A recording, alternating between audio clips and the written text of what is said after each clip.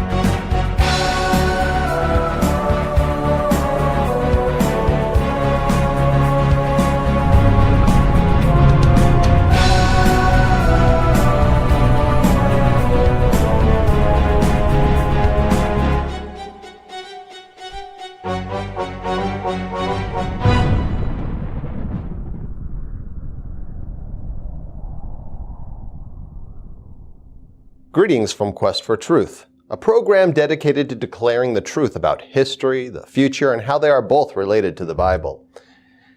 Ladies and gentlemen, have you ever looked up the history of Easter in an encyclopedia or on the internet? Did you ever wonder why there is a fairy tale theme of a bunny that lays eggs connected to the observance? Where did the name Easter come from, and does it truly align with Christ's resurrection? Interestingly, every year the holiday of Easter is observed near to the date of Passover. However, even though these two observances are close together on the calendar, the two holidays are vastly different. Why Easter was never observed by Christ, the New Testament Church, or any other faithful group of believers in all of history. And yet, Passover was observed by Christ, by His disciples, and the New Testament Church. So why don't most believers keep Passover today? Could it be that Passover was abolished after Christ's death? Or is it possible that you should actually be observing the New Testament Passover and not Easter? To begin to understand this subject, consider first that Christ was born into a family that kept Passover. As the physician Luke wrote, even at a young age, his parents went to Jerusalem every year at the feast of the Passover. Passover was an observance that Jesus continued to keep until the day that He died. In fact, the last meal the Messiah ate was not called the Lord's Supper. It was a Passover observance. As Luke also recorded, "Then came the day of unleavened bread, when the Passover must be killed. And He, Christ that is, sent Peter and John, saying, 'Go and prepare the Passover for us, that we may eat.'" And that is exactly what Jesus and the disciples did. They ate the Passover meal. And if this were not clear enough, when the hour had come, Jesus sat down and the 12 apostles with Him, and then He said to them, "With fervent desire I have desired to eat this Passover with you before I suffer." After Christ's suffering, His death, and His resurrection, the disciples continued to observe all of the holy days that Christ kept, and they are outlined in Leviticus chapter 23. After Saul was called to become an apostle, Paul continued to keep Passover, and he taught the New Testament church how it should be observed in light of recent events and according to Christ's instructions. Therefore, when you come together in one place, It is not to eat the Lord's Supper, for in eating each one takes his own supper ahead of others, and one is hungry, and another is drunk. What Paul was doing was chastising some people for carousing and selfishly partaking instead of reverencing Passover with a sober and solemn attitude. Paul then confirmed instructions for the Christian Passover ceremony. For I received from the Lord that which I also delivered to you, that the Lord Jesus, on the same night in which he was betrayed, took bread, and when he had given thanks, he broke it and said, "Take, eat, this is my body, which is broken for you. Do this in remembrance of me." In the same manner, he also took the cup after supper, saying, "This cup is the new covenant in my blood. This do, as often as you drink it, in remembrance of me. For as often as you eat this bread and drink this cup, you proclaim the Lord's death till he comes." These instructions were not to replace the annual Passover with a weekly or monthly cracker and a drink on Sunday some call communion, doing it often, that is. Why, Paul wrote the letter as a reminder for believers to continue to keep Passover, and every time it is observed, do it with the symbols indicated by Christ during his last Passover. And the reason for the change in symbols was the added perspective of Jesus as the sacrificed Lamb of God. Understanding that Gentiles would be grafted in from all around the world, God allowed for the roasted lamb to be replaced by bread, and the blood on the lintel to be replaced with a portion of wine. In fact, Paul's letter to brethren in Corinth began with instructions about the symbolism found in the adjacent Feast of Unleavened Bread, a feast that is synonymously called Passover frequently in the Bible. Paul said, "Do you not know that a little leaven leavens the whole lump? Therefore purge out the old leaven, that you may be a new lump, since you truly are unleavened. For indeed Christ our Passover was sacrificed for us. Therefore let us keep the feast, not with old leaven, nor with the leaven of malice and wickedness, but with the unleavened bread of sincerity and truth." Paul was explaining some of the symbolism of the unleavened bread, and so to sincerely keep the feast means to observe it. It was not a matter of whether the church should keep these days or not. Paul was merely confirming the way they were to be kept. In fact, the book of Acts also documents Christ's disciples observing these days, when they sailed from Philippi after the days of unleavened bread. There is no question as to which days were kept by Christ, the apostles, and the New Testament church.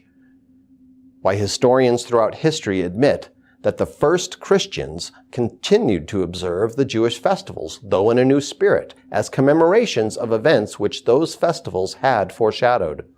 Thus the Passover, with a new conception added to it of Christ, the true paschal lamb, and the firstfruits from the dead, continued to be observed. And this comes to us from the highly respected Encyclopedia Britannica. There is much more that could be said about Passover and the other annual holy days observed by true Christians. Further, you need to know that Easter is not one of the days that the apostles embraced. Why, the Easter activities are not anywhere close to being considered a true Christian holiday. As scholars and historians widely admit, there is no indication of the observance of the Easter festival in the New Testament or in the writings of the Apostolic Fathers. The ecclesiastical historian Socrates states, with perfect truth, that neither the Lord nor his apostles enjoined the keeping of this or any other festival, and he attributes the observance of Easter by the Church to the perpetuation of an old usage, just as many other customs have been established. This is doubtless the true statement of the case. From the 1st to the 21st century, there have been eras of the Church of God continuing to keep Passover in the way that Christ instructed. And we could read quote after quote in this program from the pages of history documenting little flocks of believers down through time observing the laws and holy days in the same way that Christ and the apostles taught. On the other hand, contrary to what Christ taught, beginning in the 3rd century, there was a huge flock that rejected Passover and observed instead Easter. But Easter did not originate in Christianity. It really doesn't take much time or effort to uncover the truth. Notice what Compton's Encyclopedia succinctly explained. Our name Easter comes from Yoster, an ancient Anglo-Saxon goddess originally of the dawn. In pagan times, an annual spring festival was held in her honor. Some Easter customs have come from this and other pre-Christian spring festivals. Yoster is the Anglo-Saxon equivalent to the Babylonian Ishtar, also known as the Phoenician Astarte and the Sidonian Ashtoreth. All of these were pagan fertility goddesses. But these are not the only names this heathen sex god had. From ancient times, the three goddesses Astarte, Aneth, and Asherah correspond to Anini Ishtar in Mesopotamia and to Aphrodite, Athena, Hera, and other Aegean figures.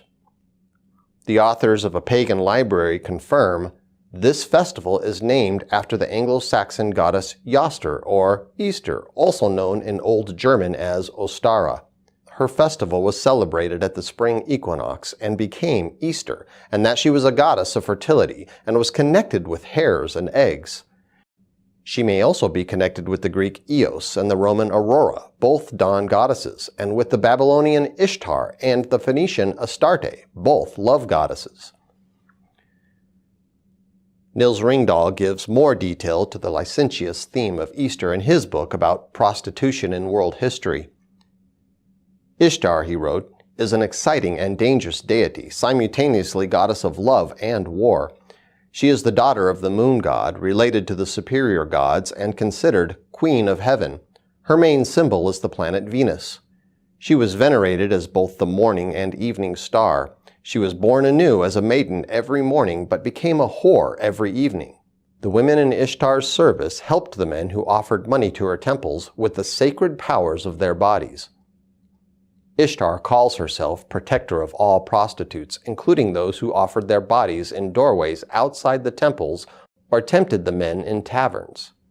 But when the goddess speaks about herself as a harlot, it has little to do with paid sex. She would make love to any man she happened to desire. The symbols of Easter today are a strange concoction of crosses, eggs, rabbits, and chicks. But the symbols begin to make sense when we consider that eggs, rabbits, and chicks have long been symbolic of fertility. Even the Catholic Encyclopedia in the year 1913 admitted the following about the mythical egg-laying Easter bunny. The symbolic meaning of a new creation of mankind by Jesus risen from the dead was probably an invention of later times. The custom may have its origin in paganism, for a great many pagan customs celebrating the return of spring gravitated to Easter. The Easter rabbit lays the eggs, for which reason they are hidden in a nest or in the garden. The rabbit is a pagan symbol and has always been an emblem of fertility. This is in fact confirmed by the renowned historian Alexander Hislop, who traced a variety of modern customs to ancient Babylon. He wrote, "In ancient times, eggs were used in the religious rites of the Egyptians and the Greeks. Hence the egg became one of the symbols of Astarte or Easter."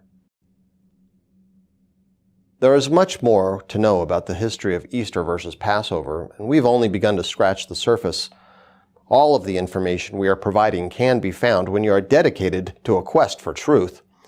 But to make your job easier, we have produced an informative booklet on this subject. The Eternal Church of God produces a variety of literature to help people understand the truth about many secular and religious holidays. Today we are featuring the booklet titled Easter or Passover. Which day should Christians observe?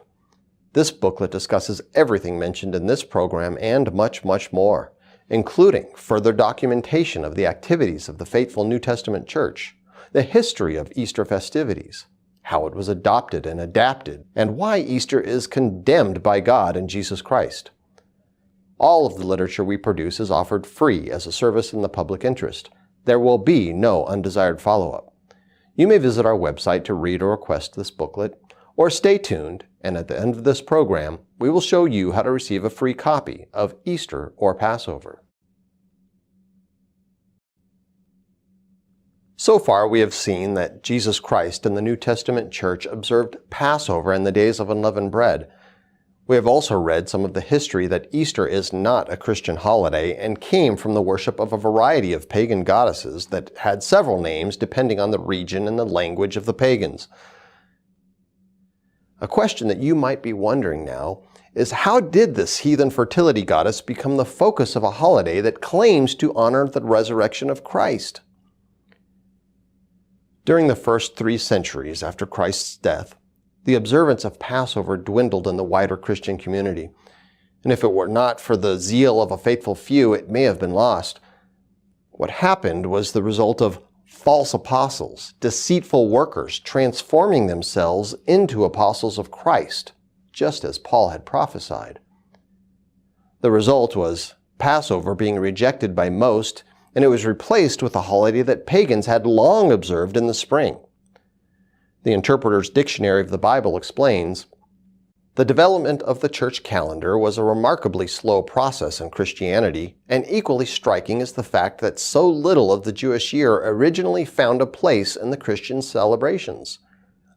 Where we should have expected a Christian transformation of Rosh Hashanah, Yom Kippur, Sukkot, Hanukkah, Purim, etc., we find only the retention of the Paschal festival.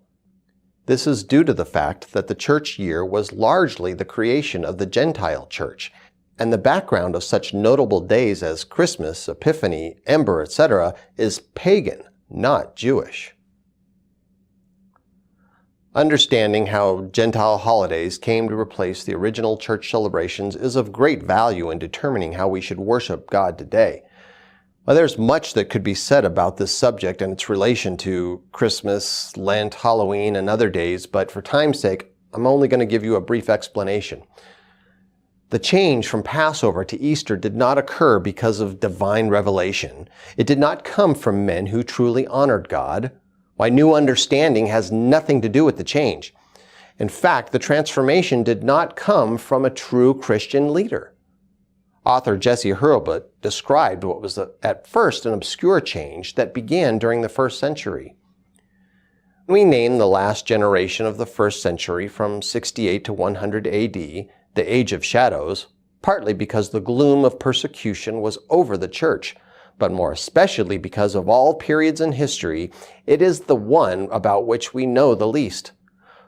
For 50 years after St. Paul's life, a curtain hangs over the church through which we strive vainly to look, and when at last it rises, about 120 AD, with the writings of the earliest church fathers, we find a church in many aspects very different from that in the days of St. Peter and St. Paul.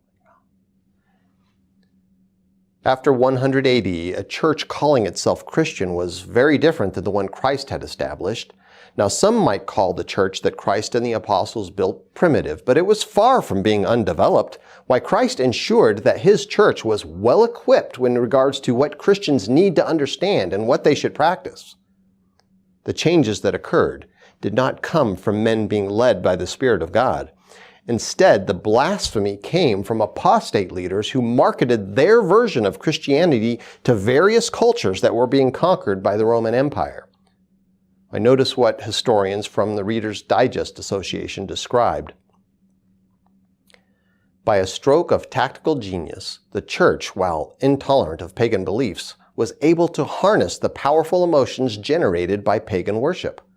Often, churches were sited where temples had stood before, and many heathen festivals were added to the Christian calendar. Easter, for instance, a time of sacrifice and rebirth in the Christian year, takes its name from the Norse goddess Jostr, in whose honor rites were held every spring. She, in turn, was simply a northern version of the Phoenician Earth Mother Astarte, goddess of fertility. Easter eggs continue an age-old tradition in which the egg is a symbol of birth, and cakes which were eaten to mark the festivals of Astarte and Jostr were the direct ancestors of our hot cross buns. During this period of time, the Saturnalia became Christmas. The seventh-day Sabbath was moved to Sunday. Samhain became All Hallows and Halloween. Passover was rejected, and Easter was adopted. And several other heretical doctrines and holidays were established, while the true holy days that God commanded were discarded. However, There were faithful individuals that would not accept the widespread heresy. Some of these faithful Christians were known in the history books as Quartodecimans. And notice what church historian J. Van Goodover explained. In the 2nd century of our era, there were many churches in Asia which kept the 14th day, i.e. the full moon, of the first lunar month after the spring equinox as their Passover. They were called Quartodecimans, which means the keepers of the 14th day of the lunar month. Among the observers of the Quartodeciman festival are counted Polycarp of Smyrna. It has been suggested that the Quartodeciman Christians commemorated only the death of the Lord Jesus and not his resurrection.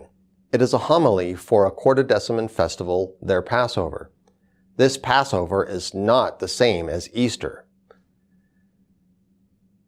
Before the death of the Apostle John, he personally taught a disciple named Polycarp of Smyrna. Eusebius recorded Polycarp's visit to Rome, as well as Polycrates, who continued to observe Passover and not Easter. The bishops, however, of Asia, persevering in observing the custom handed down to them from their fathers, were headed by Polycrates. He indeed had also set forth the tradition handed down to them in a letter which he addressed to Victor and the Church of Rome. "We," said he, "therefore, observe the genuine day, neither adding thereto nor taking therefrom." Philip, one of the 12 apostles, his 2 aged virgin daughters, Polycarp of Smyrna, Sagaris, Papirius, and Melito, all these observed the 14th day of the Passover according to the gospel, deviating in no respect, but following the rule of faith.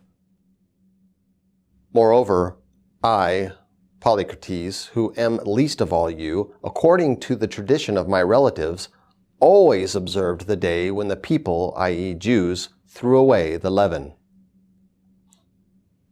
During that time, many were already observing Easter Sunday and not Passover.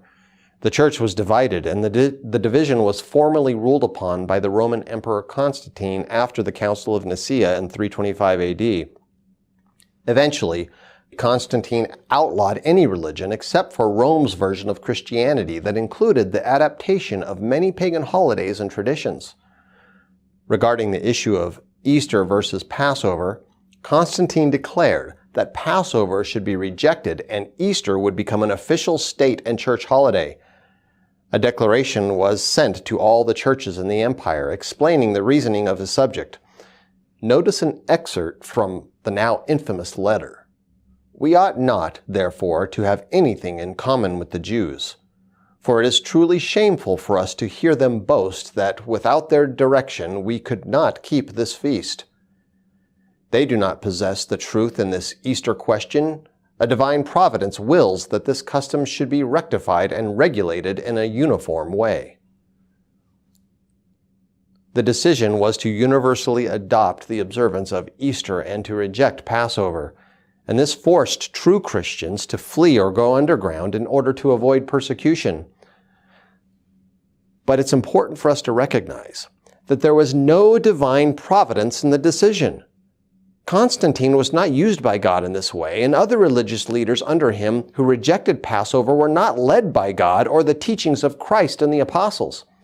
And this should be of no surprise to anyone who opens the Bible and reads that the observance of Easter is in fact not biblical. In fact, it's condemned by God in Jesus Christ. Why, Ashtoreth was a queen goddess of the Sidonians in the land of Canaan, a land that God was giving to Israel. And he said to them, "When the eternal your God cuts off from before you the nations which you go to dispossess, and you displace them and dwell in their land, take heed to yourself that you are not ensnared to follow them after they are destroyed from before you, and that you do not inquire after their gods, saying, 'How did these nations serve their gods? I also will do likewise.' You shall not worship the eternal your God in that way, for every abomination to the eternal which he hates they have done to their gods." Ashtoreth, a goddess of Canaan, was worshipped in many pagan cultures as Astarte, Asherah, Ostara, Isis, Ishtar, or Aphrodite, and by other names, and she was honored in temples that promoted licentious activity. Her symbols were rabbits and eggs. And with this wicked history, do the whimsical and seemingly innocent themes of Easter today change anything? Are we to now accept evil because it's wrapped in cellophane and painted with pretty colors? No. In fact, the Easter holiday does not even occur on the day when Christ was resurrected, which was not on a Sunday. And just as God hated the activities of Ishtar then, He rejects the celebrations of Easter today. On the other hand, God said that Passover was instituted as an observance to be kept forever. After instructing Israel about Passover, Moses declared, "So this day shall be to you a memorial, and you shall keep it as a feast to the Eternal throughout your generations. You shall keep it as a feast by an everlasting ordinance." Ladies and gentlemen, the Scriptures say that Jesus Christ is the same yesterday, today, and forever. And He declared to the Jews that He was the God of the Old Testament, and He has a like mind and the same character as the Father. Notice what this God said about the behavior of King Solomon in regards to the same false God now known as Easter. "Behold, I will tear the kingdom out of the hand of Solomon, because they have forsaken me and worshipped Ashtoreth, the goddess of the Sidonians." Ashtoreth is the matriarch of Easter.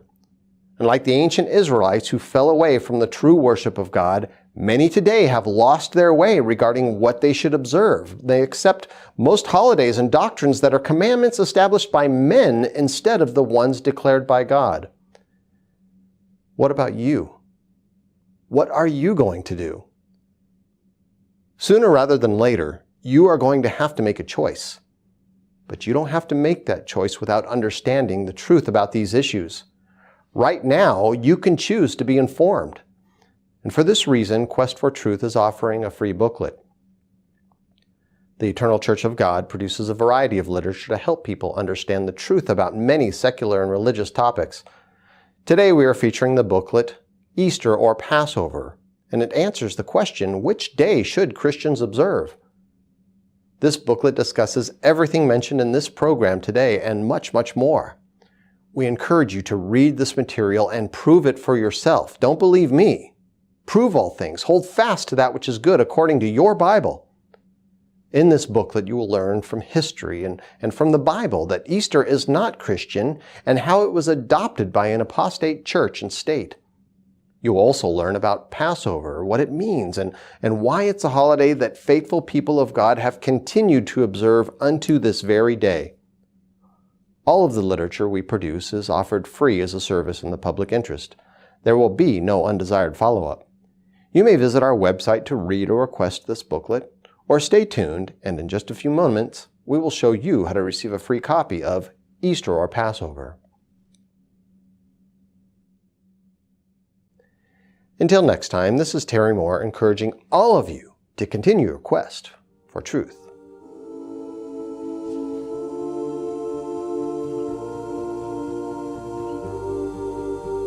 No one knows the day.